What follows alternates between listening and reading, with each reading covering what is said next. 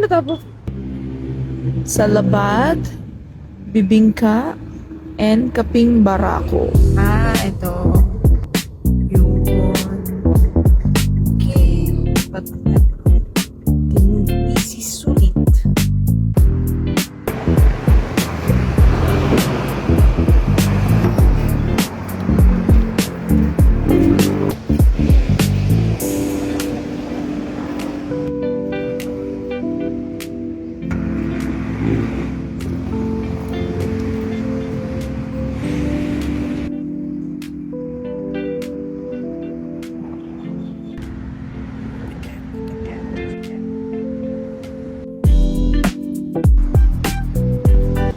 Salabat and the bibingka.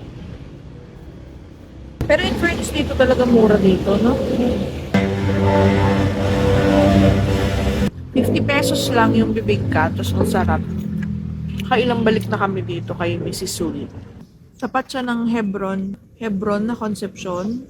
Masarap din yung puto bongbong nila. Hindi lang kami umorder. Tapang, ang sarap. Lakas, tapang.